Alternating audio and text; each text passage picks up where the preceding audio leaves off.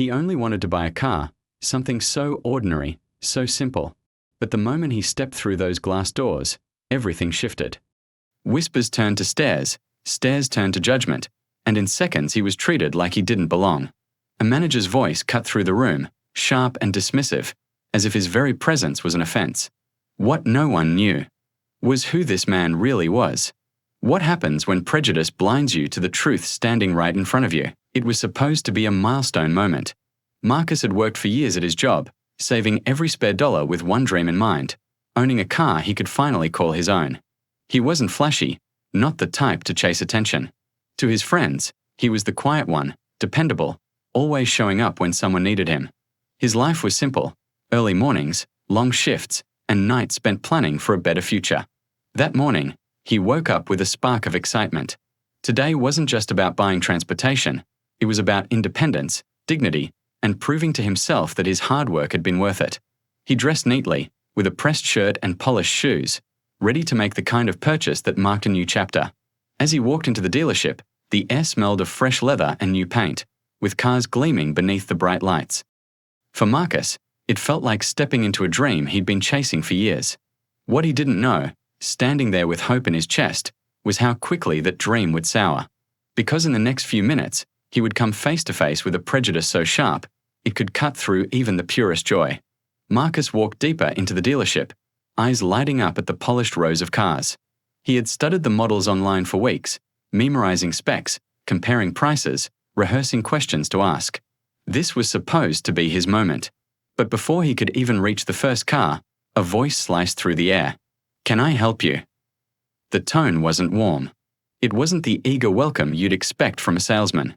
It was sharp, suspicious, as though Marcus had already done something wrong just by being there. He turned to face the manager, a man in a crisp suit, jaw tight, arms crossed. Marcus smiled politely, trying to brush it off. "Yes, I'm here to look at a car." The manager's eyes flicked up and down, scanning Marcus like a threat. "Do you even know how much these cars cost?" The words weren't asked with curiosity, they were laced with disbelief. Heat rose in Marcus's chest.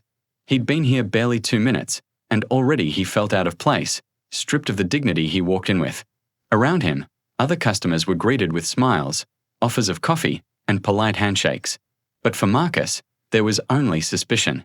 He tried again, his steady voice hiding the sting. "I've saved for years. I know exactly what I'm looking for." The manager chuckled under his breath. "Look, we don't want trouble here. Why don't you check somewhere else, something in your range?" The words hung heavy, loud enough for others to hear.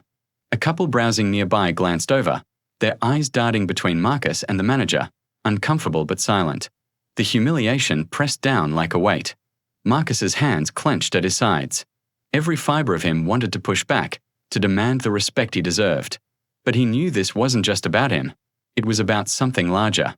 Because in that instant, he wasn't Marcus, the hard-working man who saved every dollar. He was just another black man being told he didn't belong.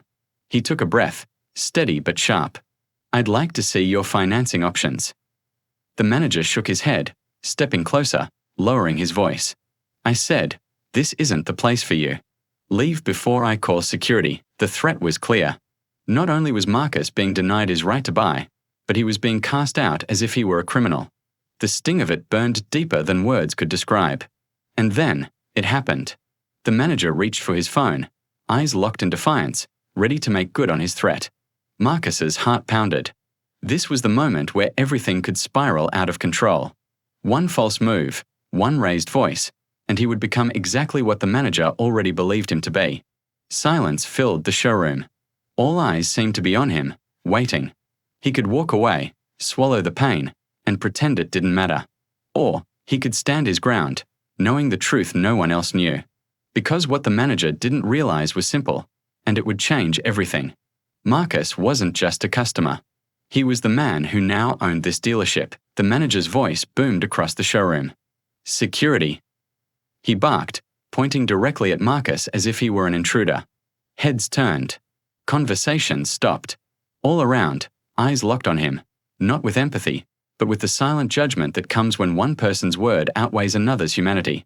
Marcus stood frozen, a storm raging inside him. He had done nothing wrong. He wasn't loud, he wasn't disruptive. His only crime was walking into the wrong place with the wrong skin. And now, with every passing second, the humiliation grew sharper. 2 security guards emerged from the back, hands already tensed, eyes already fixed on him like he was prey. Marcus's breath hitched. He knew how quickly these moments could spiral. One wrong word, one sudden movement, and this could end far worse than embarrassment. The manager smirked, arms folded with the smug certainty of a man convinced he had won. "I told you to leave," he said, his voice dripping with disdain. "People like you don't belong here." The words cut deeper than any blade. Rage burned in Marcus's chest, but so did something else, a truth the manager had no idea was coming. Marcus straightened, shoulders squared, voice steady but firm. "You think I don't belong?" he said, his eyes locking with the manager's. "This dealership belongs to me." Gasps rippled through the room. The guards hesitated. The smug smile on the manager's face faltered, confusion flashing into panic. For the first time, the power shifted.